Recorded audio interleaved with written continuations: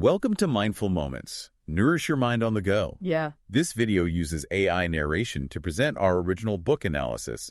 You shared Lessons in Chemistry with us. It's Bonnie Garmus's novel, set in the 1950s, about Elizabeth Zott, this brilliant chemist, who ends up, rather unexpectedly, as the star of a cooking show called Supper at Six. What's fascinating is how this seemingly light premise turns into a sharp commentary on the era's societal norms. It really does. You have Elizabeth, this incredibly intelligent woman battling sexism and professional roadblocks at Hastings Research Institute. She's constantly underestimated, even though her research on abiogenesis, that's the origin of life from non-living matter, shows she's far ahead of her time. And yet, she's pushing back against all this, not just accepting the limitations placed on her. Her daughter, Madeline, almost accidentally becomes a catalyst. Imagine your kid taking leftover lasagna and zucchini to school for lunch. It's bound to get noticed. It does. And not just by the other kids wanting to trade lunches.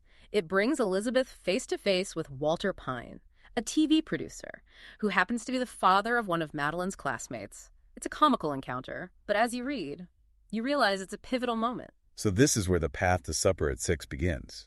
It seems like quite a leap from a scientist battling for lab space to someone teaching the nation how to cook. It is. And it's not a path Elizabeth initially embraces.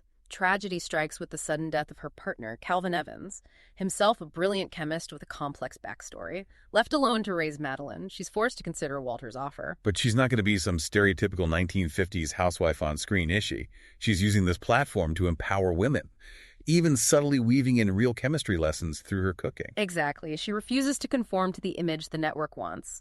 She's wearing practical clothes, promoting nutritious meals, encouraging critical thinking, and even ending each show with, "Children, set the table. Your mother needs a moment to herself." It's revolutionary for the time. I can imagine the mixed reactions from the audience. Some must have been inspired, while others were probably quite uncomfortable with her breaking the mold.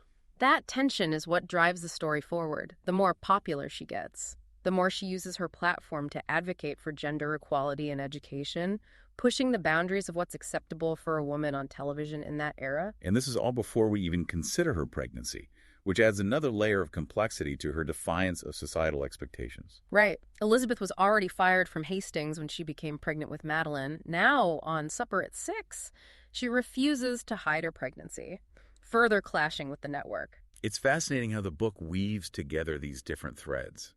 Elizabeth's personal and professional struggles, the social commentary, the unexpected humor. And we haven't even touched upon Calvin's past, his connection to a wealthy benefactor, or the shocking truths about Elizabeth's own family history.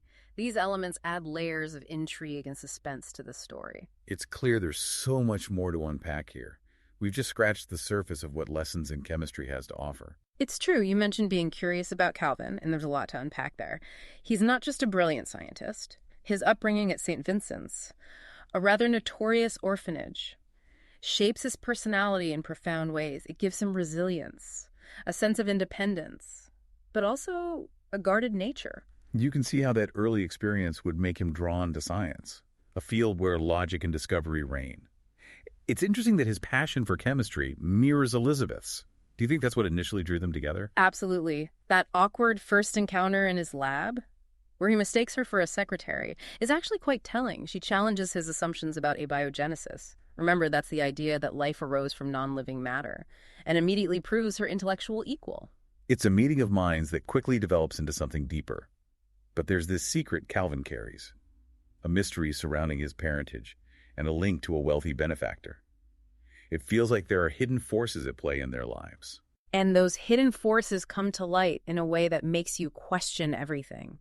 We learn that Calvin's father was actually the anonymous source funding Elizabeth's research at Hastings. It's a revelation that adds this a whole other dimension to their relationship. It's like those plot twists you don't see coming, but then they make you reevaluate everything that came before. So why the secrecy? Why didn't Calvin's father acknowledge him? It's rooted in tragedy, really. His father's relationship with Avery Parker, Calvin's mother, was forbidden. Societal pressures forced Avery to give up Calvin for adoption. She then pours her grief and guilt into philanthropy, establishing the Parker Foundation to support scientific research. Funding Elizabeth's work becomes her way of connecting with the son she lost. It's heartbreaking, but also strangely poetic. And Elizabeth, She uncovers this truth after Calvin's death, right? Yes. Like, Through Calvin's old research notes and letters, it's like a puzzle she pieces together, yeah. and it leads her on a path to reclaim not only Calvin's legacy, but also her own scientific ambitions. It's like she's armed with this new understanding, ready to confront the injustices that have held her back. And she has a surprising ally in Miss Frask, the head of personnel at Hastings, who initially seemed so cold and unyielding. Appearances can be deceiving. Frask, despite her strict demeanor, despises the sexism at Hastings. She sees an opportunity to right some wrongs, teaming up with Elizabeth to expose the truth about the unethical practices at the Institute. It's a satisfying turn of events when they finally confront those in power, using their wit and knowledge to expose the plagiarism and fake data that has been running rampant. It's a victory for truth and justice, and Avery Parker, after learning about Calvin and Elizabeth, steps in and uses her influence through the Parker Foundation to take control of Hastings. She basically cleans house, Yeah. removing those who have been corrupting the institution. It's a complete overhaul, but what happens to Elizabeth? Does she finally get the recognition she deserves? She does. Avery offers her a position heading up her own research team at Hastings. It's a triumphant return, allowing Elizabeth to pursue her passion without the constraints she faced before. It's a satisfying resolution on a professional level, but it's more than that. She finds a sense of closure, knowing Calvin's legacy is honored and his family reunited. But there's another element we haven't touched upon yet. Elizabeth as a mother. It struck me how the book portrays Elizabeth's approach to motherhood. It's as unconventional as her approach to science, and she faces quite a bit of judgment for it. You're right.